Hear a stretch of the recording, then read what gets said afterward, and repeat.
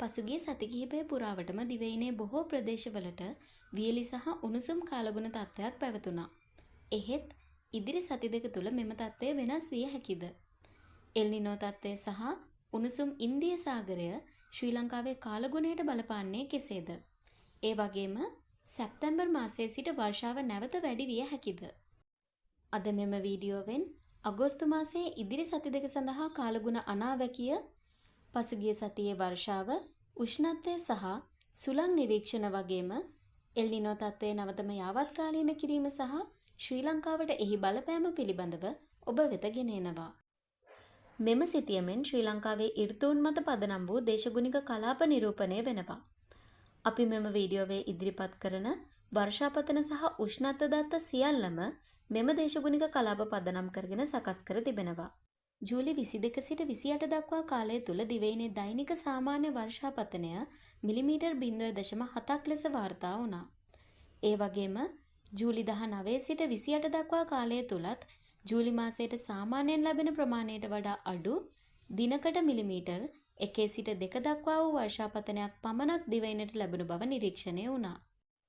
ජූලි 22 සිට 28 දක්වා කාලය තුල ඉහළම දෛනික වර්ෂාපතනය රත්නපුර ප්‍රදේශයෙන් වාර්තා වුණා. ජූලි 28 වන දින මිලිමීටර් 27ක් සහ ජූලි 25 වන දින මිලිමීටර් 15ක වර්ෂාපතනයක් එහිදී වාර්තා වුණා. මෙවැනි නවතම කාලගුණ සහ දේශගුණික තොරතුරු දිගටම දැන ගැනීමට අපගේ YouTube නාලිකාව සබ්ස්ක්‍රයිබ් කර බෙල් අයිකන් එක ක්ලික් කරන්න. ඊළඟට ඉදිරි සතියේ වර්ෂාපතන අනාවැකියට යොමු වෙමු. ජූලි 29 සිට අගෝස්තු 4 දක්වා කාලය තුල බටහිර කඳුකරය, බටහිර තැනිතලා සහ දකුණු තැනිතලා ප්‍රදේශවලට මිලිමීටර් 55 සිට 85 දක්වා වර්ෂාපතනයක් අපේක්ෂා කරනවා. නැගෙනහිර කඳුකරය සහ නැගෙනහිර තැනිතලා ප්‍රදේශවලට මිලිමීටර් 35 සිට 55 දක්වාත්, උතුරු තැනිතලා ප්‍රදේශවලට මිලිමීටර් 15 සිට 35 දක්වාත් වර්ෂාපතනයක් ලැබිය හැකියි. අගෝස්තු 5 සිට 11 දක්වා කාලය තුල පසුගිය සතියට සාපේක්ෂව වර්ෂාපතනයේ තරමක් අඩුවනු ඇතැයි අපේක්ෂා කරනවා.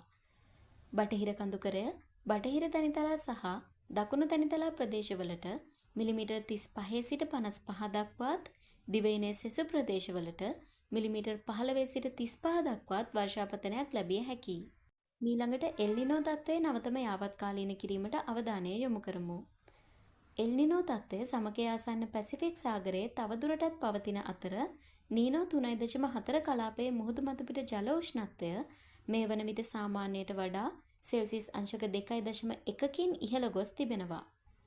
දැනට පවතින එල් නිනෝ තත්ත්වයේ සාමාන්‍ය ඍතුමය බලපෑම හේතුවෙන් ඉන්දියානු අර්ධද්වීපයේ බොහෝ ප්‍රදේශවල සාමාන්‍යයට වඩා අඩු වර්ෂාපතනයක් නිරීක්ෂණය වන අතර ඊසාන දිග සහ බටහිර ඉන්දියාවට ඉදිරි සති දෙක තුළ අධික වර්ෂාපතනයක් අපේක්ෂා කරනවා. කෙසේ වෙතත් ඉන්දිය සාගරයේ මුහුදු මතුපිට ජල උෂ්ණත්ව රටාව තවමත් සාමාන්‍ය එල් නිනෝ තත්ත්වයකදී දක්නට ලැබෙන රටාවට වඩා වෙනස්ව පවතිනවා. ඒ අතරම පුරෝකතන අනුව අගෝස්තු මාසයේ සිට ශ්‍රී ලංකාවට සාමාන්‍යයට වඩා වැඩි වර්ෂාපතනයක් ලැබීමේ හැකියාවක් පවතිනවා. එම හැකියාව අගෝස්තු සිට ඔක්තෝබර් කාලයේදී 45% දක්වාත්, සැප්තැම්බර් සිට නොවැම්බර් කාලයේදී 70% දක්වාත් ඉහළ යා හැකි බව පුරෝකතන පෙන්වා දෙනවා. ඊළඟට ශ්‍රී ලංකාවේ උෂ්ණත්ව තත්ත්වයට අවධානය යොමු කරමු. ජූලි 22 සිට 28 දක්වා කාලය තුල ශ්‍රී ලංකාවේ සාමාන්‍ය උපරිම උෂ්ණත්වය සෙල්සියස් අංශක 33ක් ලෙස වාර්තා වුණා. එය පෙර සතියට සාපේක්ෂව සුළු වැඩිවීමක් පෙන්නුම් කරනවා. ඉහළම සාමාන්‍ය උපරිම උෂ්ණත්වය සෙල්සියස් අංශක 36.3ක් ලෙස නැගෙනහිර තැනිතලා ප්‍රදේශයෙන් වාර්තා වූ අතර අවම සාමාන්‍ය උෂ්ණත්වය සෙල්සියස් අංශක 18.2ක් ලෙස නැගෙනහිර කඳුකරයෙන් වාර්තා වුණා. ඒ වගේම ශ්‍රී ලංකාව අවට උතුරු, නැගෙනහිර සහ බටහිර මුහුදු ප්‍රදේශවල මුහුදු මතුපිට ජල උෂ්ණත්වය සාමාන්‍යයට වඩා සෙල්සියස් අංශක 1.5කින් ඉහළ අගයක පැවතුණා.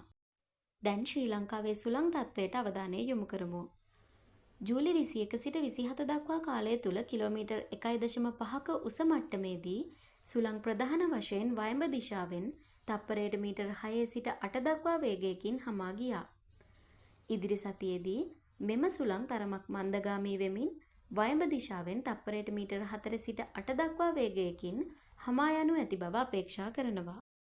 මීළඟ සතියේත් සිකුරාදා දින මේ අයුරින්ම නවතම කාලගුණික තොරතුරු රැගෙන එන තෙක් වීඩියෝ එක ෂෙයා කර ශ්‍රී ලංකාවේ දේශගුණික සාක්ෂරතාවයේ ඉහළ නැංවීමට ඔබත් දායක වන්න.